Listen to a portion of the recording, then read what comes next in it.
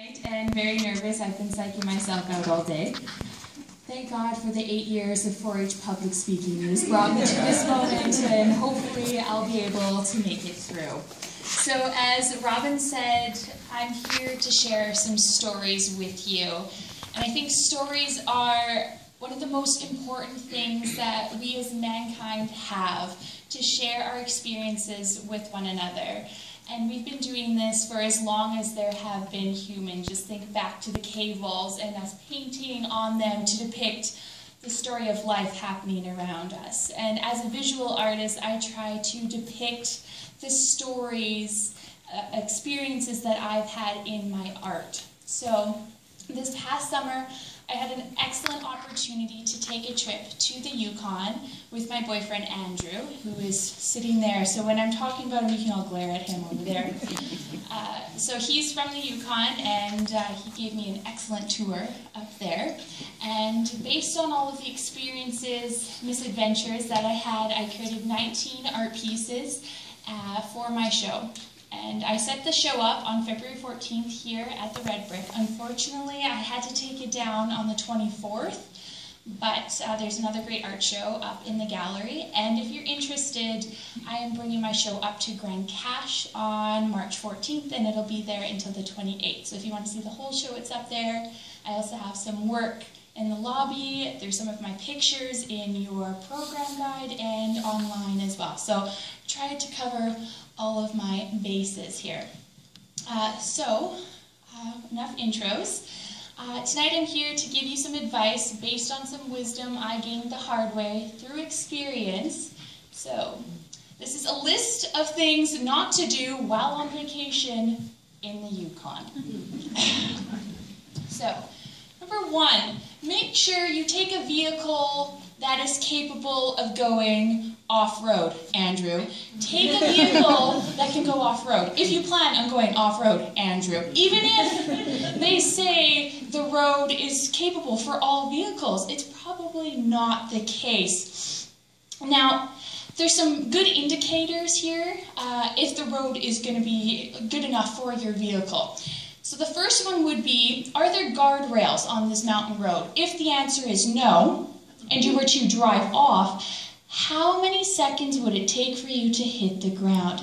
Now, if you answer more than 10, it's really not a good idea. Just turn around, get away from there. Another good indicator would be if the road disappears.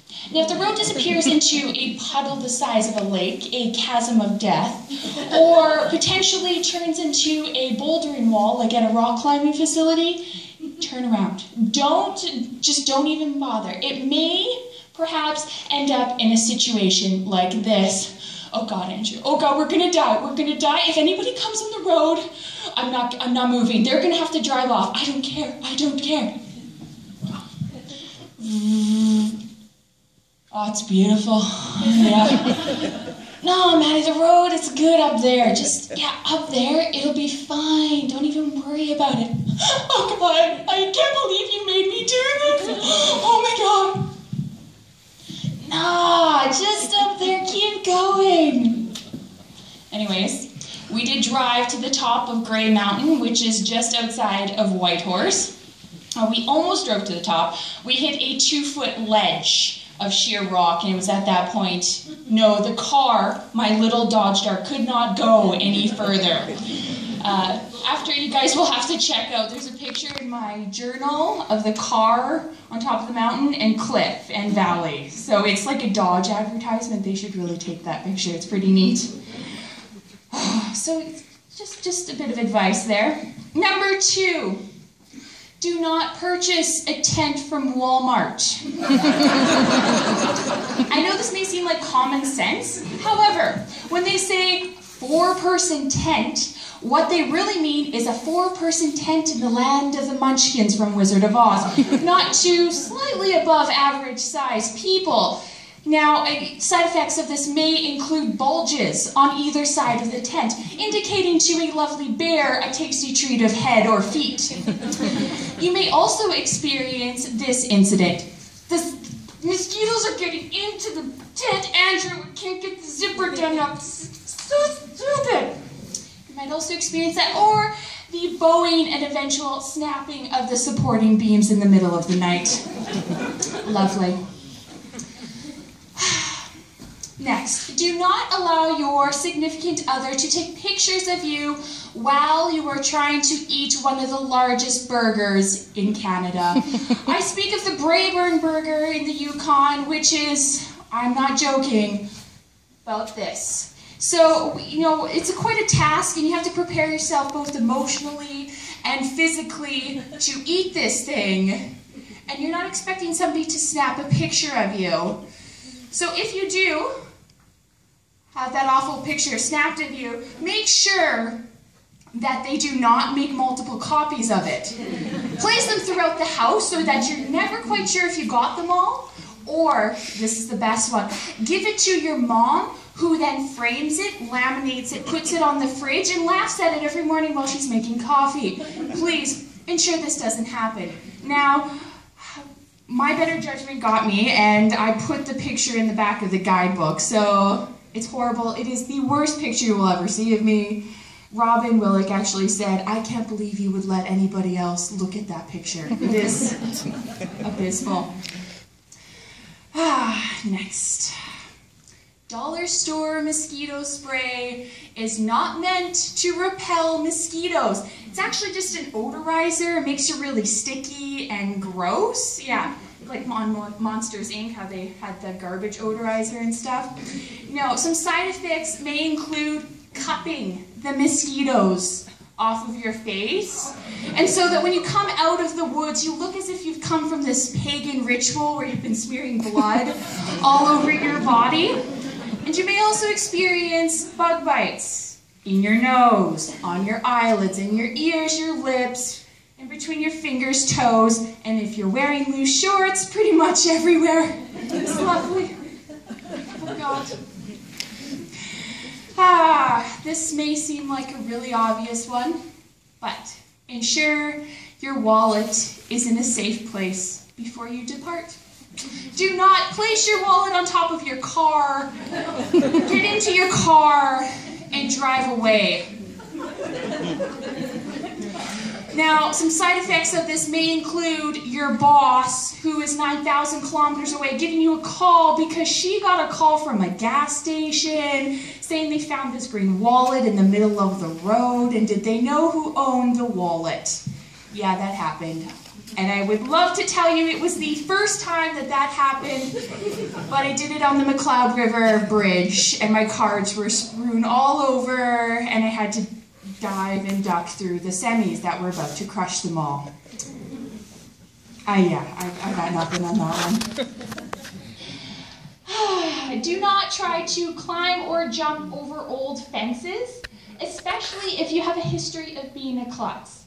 And especially if your first grade ballerina teacher told you that you should use your energy in other extracurricular activities. It wasn't good here. This may result on your first trip to the Yukon with a 4-inch gash on the side of your leg as you snag a nail jumping over. That was lovely. Welcome to the Yukon. Do not purchase gas at gas stations that don't list the price of gas. There is a stretch in northern BC, about 500 kilometers, and there is one gas station in the middle. And they know once you get there, there's no other place to go. They got you, right? So, went in there. We had no fuel, so we had to buy. This gas station has been known to charge $2 a liter. Luckily, we got them at the $1.69, which was still ridiculous. Do not stop at abandoned gas stations. Even if they're so cool, Andrew, we should totally take a picture here. It would be awesome. No, get in the car, go away. Good indicator to know if you should stop there. Could this be the set of a horror film? If the answer is yes, then you probably shouldn't be there. You definitely shouldn't be getting out of the car and walking into the building, through the kitchen, poking about, knowing that obviously there's been squatters there, walking around the building, and then hearing your boyfriend scream like a little lady. Now, if you hear this, it may be because there's a hand reaching for you from a man who's been living in the building. If you find yourself